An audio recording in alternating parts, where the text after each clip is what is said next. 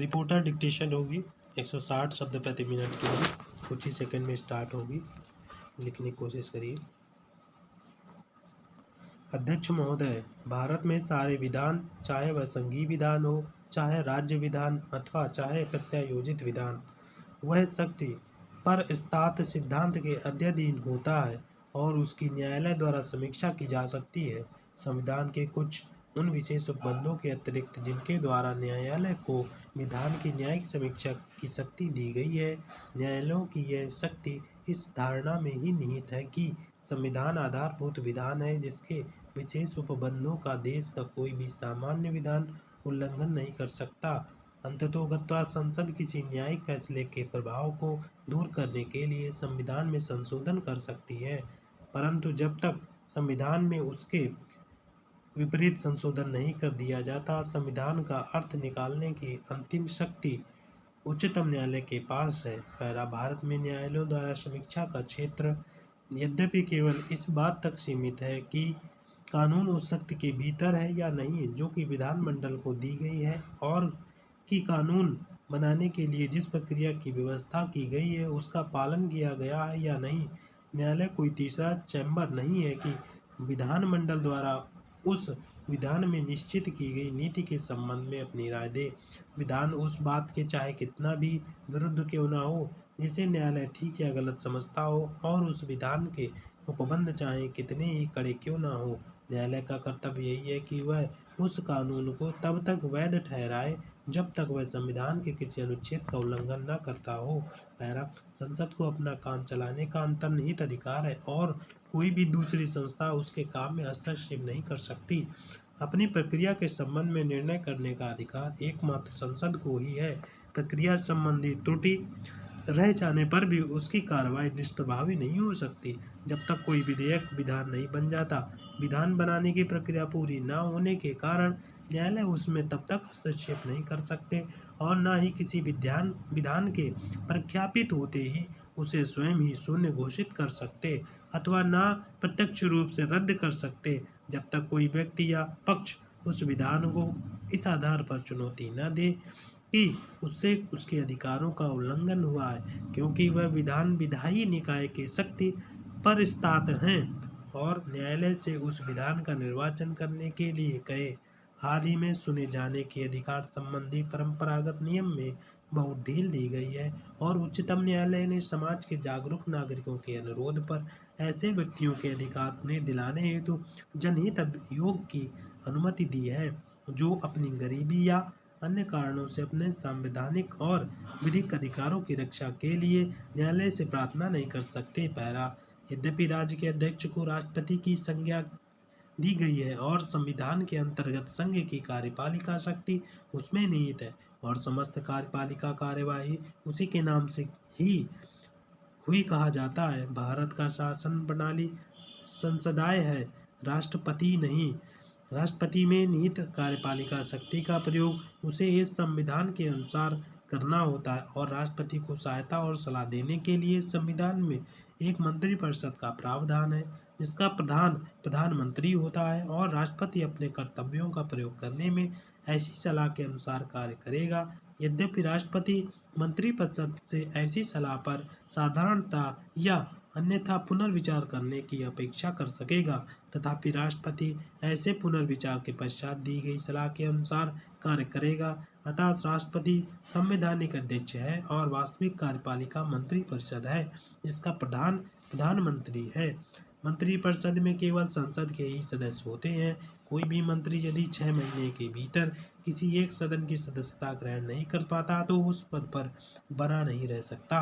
और यह सामूहिक रूप से लोकसभा के प्रति उत्तरदायी है। कार्यपालिका का अध्यक्ष होने के नाते राष्ट्रपति मंत्रिपरिषद की सलाह पर कार्य करता है और मंत्रिपरिषद संसद के प्रति उत्तरदायी है। ब्रिटिश मंत्रिपरिषद की तरह भारतीय मंत्रिपरिषद को भी राज्य की विधायिका और कार्यपालिका को जोड़ने वाली बीच की कड़ी कहा गया है। पैरा संसद के कार्यक्षेत्र और उसकी कार्यविधि का निर्णय उसके आकार के अनुसार होता है। आजकल संसद शासन नहीं चलाती। संसद तो उस कार्यपालिका के माध्यम से ही कार्य कर चला सकती है और चलाती है जिसे उसका विश्वास प्राप्त हो। यह कहा गया है कि संसदीय संस्थाओं का आदर्श ऐसी सशक्त कार्यपालिका सरकार है जो निरंतर सतर्कता और प्रातिनिधिक आलोचना द्वारा संयमित और नियंत्रित हो। सभी विधानों तथा राजस्व और व्यय के संबंध में प्राथमिक पहल का उत्तरदायित्व तो कार्यपालिका का है। व्यावहारिक तौर पर सभी विधेयक जो अंतिम रूप से विधि के रूप में अधिनियमित होते हैं, सरकार द्वारा लाए जाते हैं और गैर सरकारी सदस्यों के विधेयकों को सलाहकार बैलेट प्रक्रिया तथा अन्य रुकावटों से गुजरना पड़ता है। कोई भी विधेयक या संशोधन जिसमें कर लगाने, हटाने या कर विनियमित करने, सरकारी ऋण को विनियमित करने, भारत की संचित निधि से धन का विनियोग करने या जिसमें अन्य वित्तीय मामलों का प्रावधान हो, राष्ट्रपति की पूर्व सिफारिश के बिना पूरा स्थापित नहीं कर सकता। और ऐसे विधेयक को जिसके अधिनियमित होने से भारत की संचित निधि से व्यय होता हो, बिना राष्ट्रपति की पूर्व सिफारिश के पारित नहीं किया जा सकता और अनुदान की मांग तब तक नहीं की जा सकती जब तक इस पर राष्ट्रपति द्वारा सिफारिश नहीं की गई हो। विधानमंडल में बहुमत पाने वाली सरकार दोनों विधायी तथा कार्यपालिका संबंधी कार्यों का वास्तविक नियंत्रण अपने हाथ में ले लेती है और सामूहिक उत्तरदायित्व के सिद्धांत पर कार्य करते हुए मंत्रीगण नीति संबंधी उन सभी महत्वपूर्ण प्रश्नों का निर्धारण करते हैं जो संसद के समक्ष रखे जाते हैं। कार्यपालिका की पहल करने की शक्ति अंततः उसे संसद में प्राप्त समर्थन पर निर्भर करती है। पैरा सरकार के कार्यक्रमों और नीतियों पर धन व्यय होता है और इस व्यय पर नियंत्रण संसद का होता है। संविधान के अंतर्गत बजट अर्थात प्राक्कलित आय और व्यय के वार्षिक विवरण को संसद में प्रस्तुत किया जाना आवश्यक है। कोई भी कर या व्यय तब तक वैध नहीं होता जब तक कि वह विधि द्वारा प्राधिकृत न हो। यह वित्तीय शक्ति संसद के हाथों में होने के कारण वह जवाबदेही सुनिश्चित करती है। यह संवैधानिक प्रावधान कि संसद के एक सत्र के समाप्त होने और आगामी सत्र के प्रारंभ होने के बीच 6 मास से अधिक का अंतराल नहीं होना चाहिए, इस बात को और अधिक सुनिश्चित करता है कि सरकार की नीतियों और कार्यक्रमों पर संसद का नियंत्रण लगभग निरंतर बना रहे। इस प्रकार वित्तीय और नीति निर्धारण में पहल करने का कार्य कार्यपालिका का है, जबकि इन नीतियों की समीक्षा करने तथा प्रशासन पर निगरानी रखने का पूरक कार्य संसद का है। पहला, संसदीय प्रक्रिया मंत्रीय उत्तरदायित्व की दैनिक और आविधिक समीक्षा का भरपूर अवसर प्रदान करती है। प्रश्नों, अनुपूरक प्रश्नों और असंतोषजनक उत्तर मिलने की स्थिति में आधे घंटे की चर्चा की संभावना सहित स्थगन प्रस्तावों और ध्यानाकर्षण प्रस्तावों की प्रक्रिया से सरकारी गतिविधियों से संबंधित सूचनाएं प्राप्त की जा सकती हैं और कमियां उजागर की जा सकती हैं। राष्ट्रपति के अभिभाषण पर धन्यवाद प्रस्ताव और बजट पर चर्चा तथा सरकार की नीति के विशिष्ट पहलुओं या परिस्थितियों पर वाद विवाद के द्वारा प्रशासनिक कार्यों की समीक्षा के महत्वपूर्ण अवसर प्राप्त होते हैं। इनके अतिरिक्त अविलंबीय लोक महत्व के मामलों संबंधी प्रस्तावों, गैर सरकारी सदस्यों के संकल्पों और अन्य मूल प्रस्तावों के माध्यम से विशिष्ट विषयों पर चर्चा हो सकती है। विभागों के वार्षिक प्रतिवेदनों पर भी चर्चा हो सकती है। विशेष क्षेत्रों में सरकार की विफलता पर चर्चा हो सकती है और स्थानीय समस्याओं को कटौती प्रस्तावों द्वारा उठाया जा सकता है। विधेयकों पर चर्चा के विभिन्न चरणों के दौरान सरकार की नीति की आलोचना और उसे प्रभावित करने के अवसर मिलते हैं। अत्यंत गंभीर मामलों में सरकार की निंदा की जा सकती है या उसके विरुद्ध अविश्वास प्रस्ताव प्रस्तुत किया जा सकता है। पैरा, अध्यक्ष के निमंत्रण में काम करने वाली संसदीय समितियों के नेटवर्क के माध्यम से सरकार की गतिविधियों पर लोकसभा में निरंतर कड़ी निगरानी रखी जाती है। कार्य मंत्रणा समिति, जिसमें सभा के विभिन्न वर्गों का प्रतिनिधित्व होता है, सभा के समक्ष सरकार की ओर से रखे जाने वाले सभी विषयों के लिए समय निर्धारित करने की सिफारिश करती है, जो स्वीकार कर लिए जाने पर सभा के आदेश के रूप में प्रभावी होती है। इस समिति ने कई बार पहल करके सभा में चर्चा हेतु महत्वपूर्ण विषयों का सुझाव दिया है। गैर सरकारी इन समितियों के गठन और कार्यकरण संबंधी ब्यौरे के उदाहरण के लिए परमाणु ऊर्जा के शांतिपूर्ण प्रयोग, प्रेस आयोग का प्रतिवेदन, प्रशुल्क तथा व्यापार संबंधी सामान्य करार, नई शिक्षा नीति, पर्यावरण, सती प्रथा को पुनः प्रारंभ करना, मूल्य वृद्धि, जनसंख्या वृद्धि और राष्ट्रीय सांस्कृतिक नीति तथा राष्ट्रीय आवास नीति संबंधी दृष्टिकोण पत्र पर कार्य मंत्रणा समिति की पहल पर 1 से 10वीं लोकसभा चर्चा हो चुकी है। पहला, 14वीं लोकसभा में ग्लोबल वार्मिंग और भारत अमेरिका परमाणु करार पर कार्य मंत्रणा समिति की बैठक पर चर्चा हुई। सदस्यों के विधेयकों द्वारा संकल्पों संबंधी समिति द्वारा गैर सरकारी सदस्यों के विधेयकों के वर्गीकरण और उनके लिए समय के नियतन का कार्य किया जाता है। सरकारी आश्वासनों संबंधी समिति सभा में मंत्रियों द्वारा दिए गए वचनों अथवा आश्वासनों पर नजर रखती है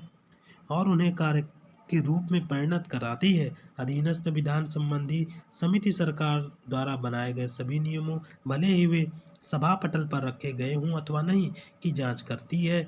और यह देखती है कि जहां भी सरकार को नियम बनाने की शक्ति दी गई है उसका प्रयोग प्रत्यायोजन के अनुरूप हुआ है अथवा नहीं। याचिका समिति न केवल सभा के समक्ष लंबित विधेयकों तथा अन्य मामलों पर प्राप्त याचिकाओं पर विचार करती है, बल्कि अन्य विषयों के संबंध में जनता से प्राप्त प्रत्यावेदनों पर भी चर्चा करती है, जिससे कि कोई मुख्य शिकायत ऐसी न रहे जिसका समाधान न किया जा गया हो।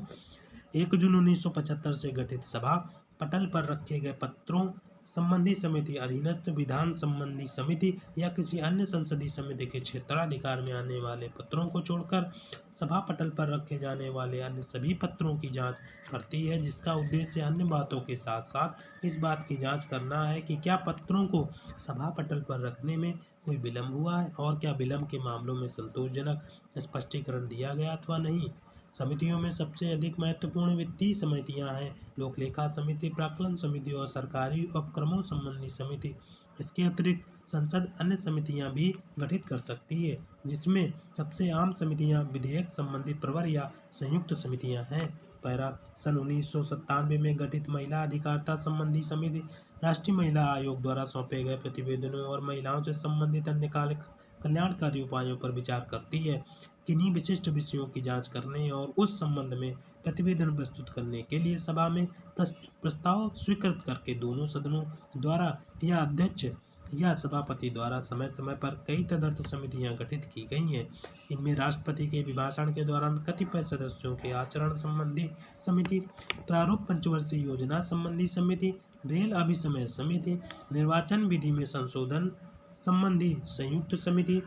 दहेज निषेध अधिनियम के कार्यकरण के प्रश्न की जांच करने के लिए सभाओं की संयुक्त समिति, खेलकूद संबंधी अध्ययन समिति, बोफोर्स संविदा की जांच करने के लिए संयुक्त समिति और प्रतिभूति तथा बैंकिंग कारोबार में अनियमितताओं की जांच के लिए संयुक्त समिति, संसद में सुरक्षा संबंधी समिति, लोकसभा सदस्यों के साथ सरकारी अधिकारियों द्वारा नयाचार प्रतिमान का उल्लंघन और अवमानपूर्ण व्यवहार संबंधी समिति, कुछ सदस्यों द्वारा अनुचित आचरण के आरोप की जांच संबंधी समिति,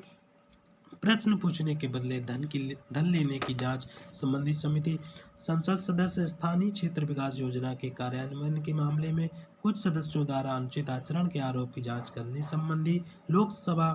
सदस्यों के कदाचार के मामलों की जांच संबंधी समिति, कुछ सदस्यों द्वारा अविश्वास प्रस्ताव पर मतदान के संबंध में उन्हें धन दिए जाने के कथित प्रस्ताव के बारे में की गई शिकायत की जांच करने संबंधी समिति, वोट के बदले नोट दिए जाने की जांच करने संबंधी समिति और आचार संहिता समिति, लाभ के पद की सांविधिक और विधिक स्थिति की जांच करने के लिए लाभ के पदों से संबंधित समिति। 15 दिसंबर 2009 को संसद भवन के परिसर के पारस्परिक स्वरूप के अनुरक्षण और विकास संबंधी संयुक्त समिति का गठन किया गया था, जिसका उद्देश्य परीक्षण के मानक सिद्धांतों और प्रक्रिया के अनुसार संसद भवन परिसर में परिरक्षण, संरक्षण, अनुरक्षण और पुनर्वास संबंधी नीतियां, दिशा निर्देश और कार्यक्रम तैयार करना था।